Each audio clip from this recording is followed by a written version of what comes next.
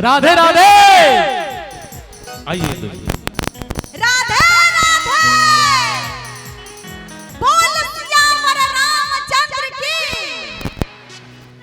राधे कृष्ण की। और एक फिल्म आई दिलदार सवरिया, वो गाना जब मैंने फिल्म के लिए गाया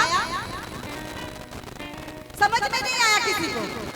जैसे इंस्टाग्राम रील आया और भाई साहब आप लोगों ने जो इस गीत को इतना मिलियन पहुंचा दिया, रील बनाकर मैंने भी रील बनाया। मैं ना अपने गाने पे बहुत अच्छे से रील बनाती हूँ, मुझे बड़ा अच्छा लगता है। तो दिलदार सवरिया जब मैं गाऊंगी रील पर आप सर्च करिएगा, गाना हाजिर, नाम आता है हिंदी सोनाली का। हाँ जी ताकत लग रही है, थोड़ा सा आवाज बढ़ा दो भाई, बाकी बहुत बड़ी।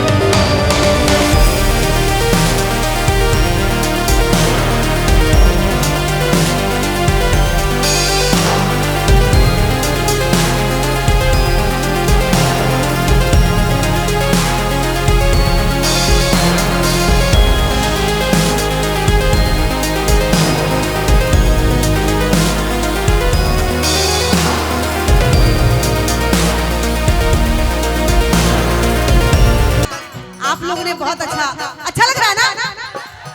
ये तक झलक है, पूरा पिक्चर तक बाकी है। और पीछे वाले से कहना चाहूंगी, जान ले जान तो होगी कहले मान से, तोहरा के मान ले हले वाणी भगवान से, तोहरा के मांग ले हले वाणी भगवान से। ऐसे न सतावा हमके हो, ऐसे न सतावा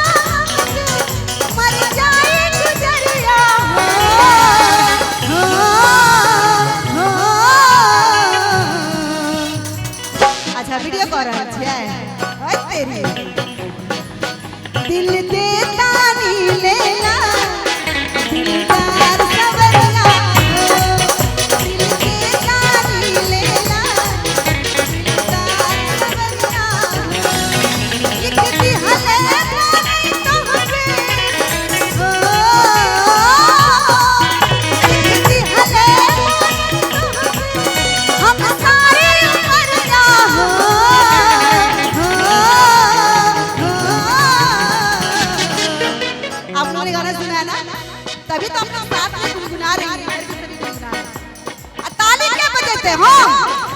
हाँ, गीत के साथ। दिल तेरा